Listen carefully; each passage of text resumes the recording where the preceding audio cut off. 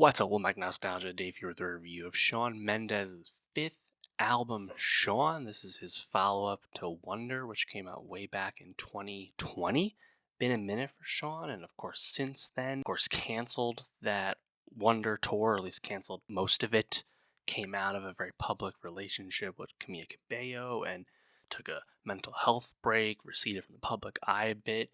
And despite all that, he's still only 26 years old and has had a lot of pop success to this point, and I think maintained a level of popularity for sure. So the inevitable follow-up to Wonder was going to get some attention. I was certainly interested in just hearing what it would be. That being said, I have to say, Shawn Mendes, 5 albums. This album's called Shawn. One of his other previous albums is called Shawn Mendes. You can't have 2 self-titled albums at the age of 26. Like, come on, you gotta get more creative than that. I think that is hilarious and just not good enough. That being said, Shawn Mendes' fifth album, Shawn, is a surprising sonic pivot that is a lot more successful than I expected it to be. Shawn Mendes has left the over big maximalist mainstream pop that most of his success was built on. He has left that to the past, or at least to the side, with this new music as he's kind of dove into more folk pop and Americana leaning sounds. And I find this very successful and some of the most compelling music Mendes has made in quite some time. This new sonic direction lets Shawn Mendes, I think his vocals and his songwriting really come through because the instrumentation is often, in like greater support and like under the surface of the rest of the song. And then when you do get these moments of like ratcheted up tempo, like on the single Why, I think you get these like incredibly like emotional and really engaging moments. I think at times this very acoustic kind of staid instrumentation and production can feel a bit slight at times when the songs aren't quite their best. I mean, this album ends with a Hallelujah cover, something completely unneeded in the pop world.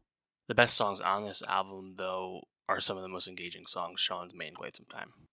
And for someone who clearly needed to pick himself up from where he had been as a public figure, as a artist, it's definitely feels like a new beginning for Shawn Mendes, despite the fact that, again, he's only 26 years old. To me, Why is the clear highlight of this album. Like that's like an acoustic banger, like as good as it gets. But just I think the way the chorus swells, as it gets really ratcheted up and loud and whatnot. I think it's really tremendous. His vocals fit the song great. And then the next song, That's the Dream, kind of similar vibe almost. It's not quite as big. Isn't That Enough stood out to me because it's like a very like obvious Americana song. Like the harmonica is right there, acoustic guitar starts slow, builds itself up pretty solid. Heart of Gold, I think, is also a clear highlight because the drums are very present on this song, and I think most notably, it's a very familiar Shawn Mendes hook vocally. Like it's probably some of the catchiest music on the whole album.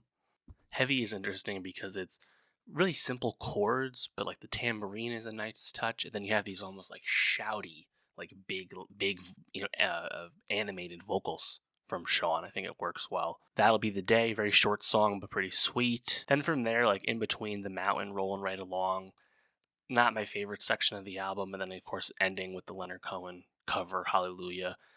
Again, one of the most covered songs in the history of modern music. Like it's not bad by any means, but it's just so completely superfluous. And Shawn Mendes like doesn't have a new take on that song. Few people do. So like just don't do it. It's kind of obvious too in terms of like what you're trying to communicate with like making that song. And putting it on the album as like a closer, so to speak. It feels like to me like you didn't really have your own outro for the album, I guess. I think lyrically on this, Shawn definitely communicates a lot of feelings of uneasiness and uncertainty about how he feels about himself and his life and where he's going and whatnot. And it comes across as honest, I guess you could say. I don't know if he's the deepest writer to this point, but despite that, do feel like you get like decent emotions out of him just because that's like the strength of him, singing like as a vocalist. So this is certainly my favorite Shawn Mendes album, maybe ever.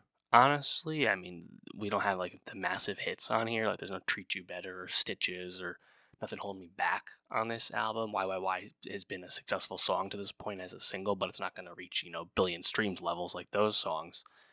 That being said, though, I think this is certainly the most interesting Shawn has been artistically and creatively, despite the fact that he's clearly come across as a talented guy this entire time throughout his discography. So yeah, I think it's a very interesting point in Shawn Mendes' career, and I think more invested in what's to come now than I would have been, before this album came out.